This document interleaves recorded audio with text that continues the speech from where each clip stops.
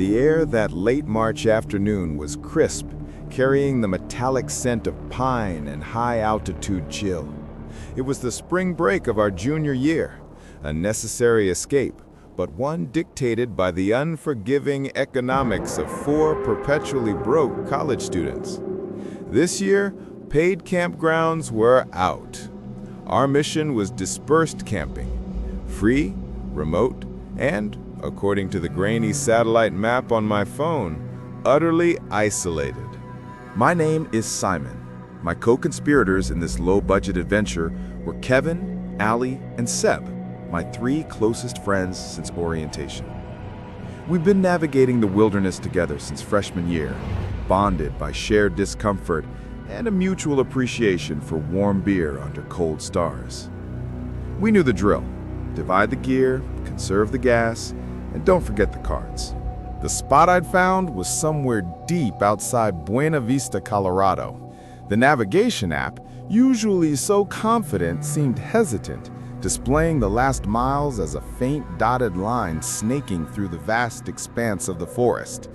The Forest Service road we turned onto lived up to its name. It felt like it was servicing the forest and nothing else.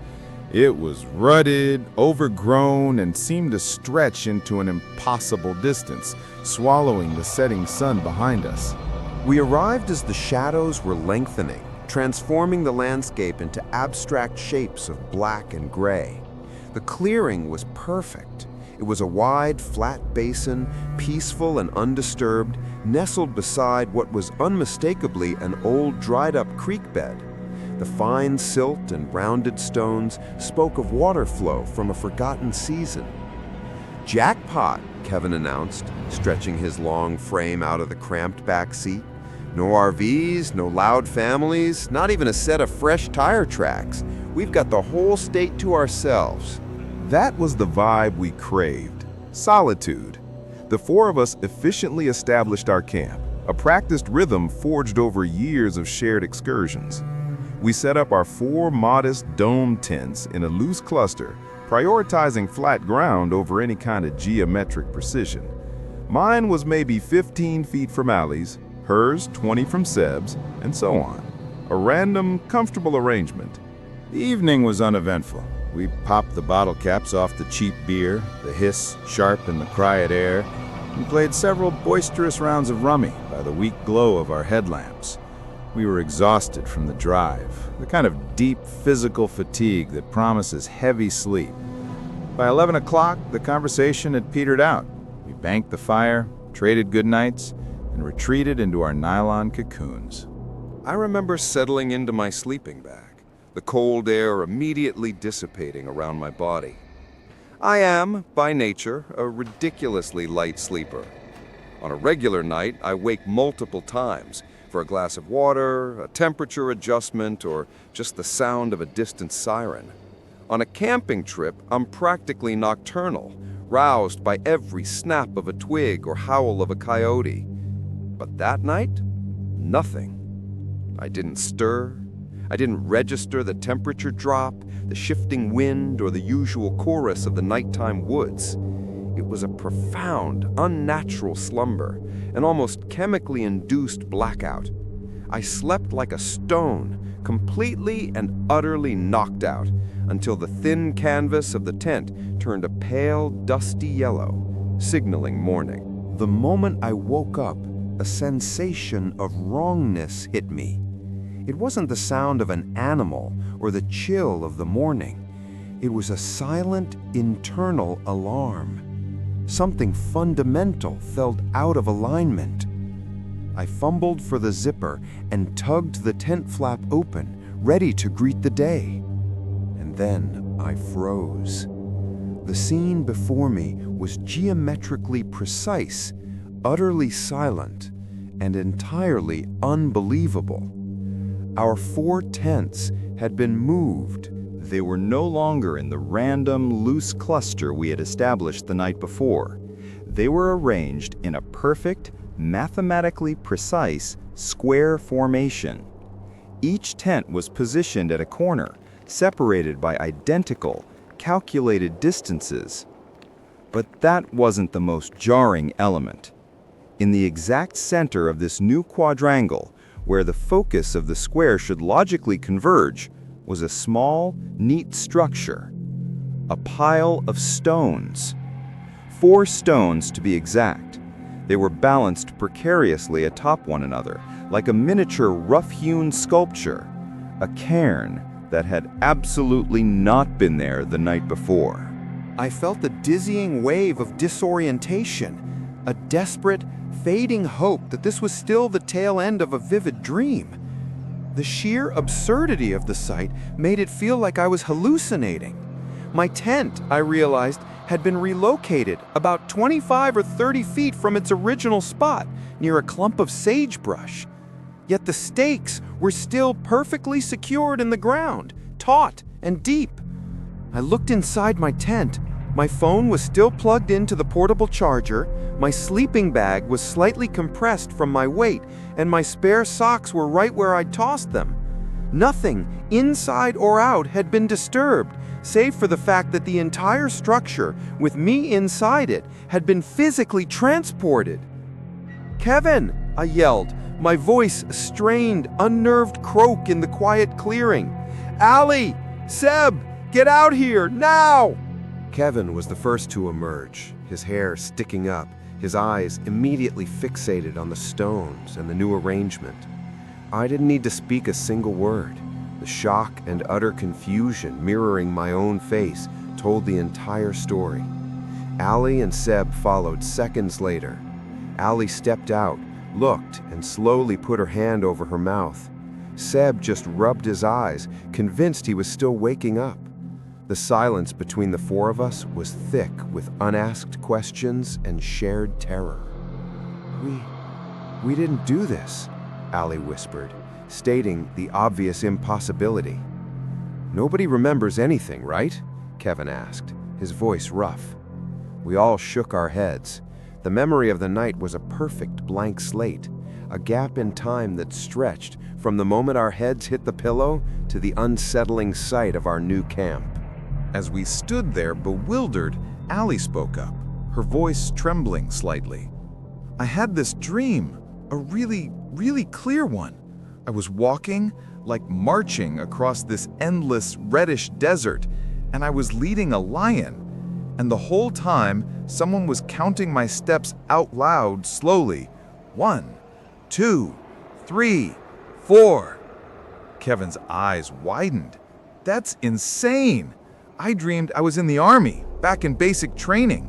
We were marching shoulder to shoulder, the pace perfect, listening to the sergeant counting the cadence. Left, left, left, right, left." The coincidence was chilling. 2 eerily similar, regimented, marching-themed dreams. Seb and I drew a blank. Neither of us recalled dreaming at all.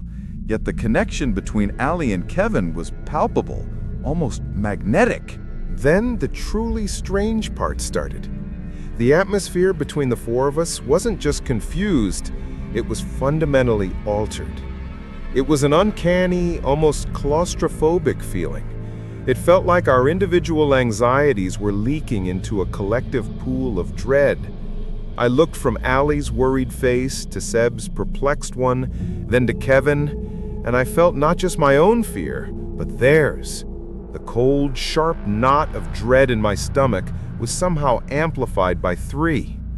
It was hard to describe the sensation, but it was like our consciousnesses had overlapped in the night. The best way I could articulate it, even then, was the terrifying sense that we were not alone. Yet the feeling of the 5th person wasn't outside our circle.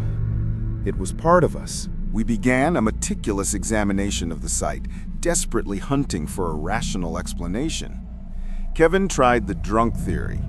Maybe we got absolutely hammered and sleep set up the new camp. The 5-second life of that theory ended when we found the evidence in the fine, dusty soil. Leading from the original, flattened spot of each tent was a clear, unmistakable drag mark. The marks were deep grooves in the dirt, indicating that a great deal of force had been used to pull the heavy tent and its occupant across the ground. But here was the anomaly. Each drag mark stopped abruptly, about 10 feet short of the tent's current location. It was as if an immense, unseen force had dragged the tent most of the way, and then, for the last 10 feet, simply lifted and carried the structure, carefully placing it down into the final, precise corner of the square. We turned our attention back to the centerpiece of the impossible geometry, the stones. The cairn was strange. 4 smooth, river-worn rocks, balanced with deliberate, if crude, artistry. Kevin, always the one to break the tension with action, walked over. He leaned in, peering closely at the top stone, perhaps looking for paint or a note. He must have misjudged his footing on the uneven ground of the old creek bed.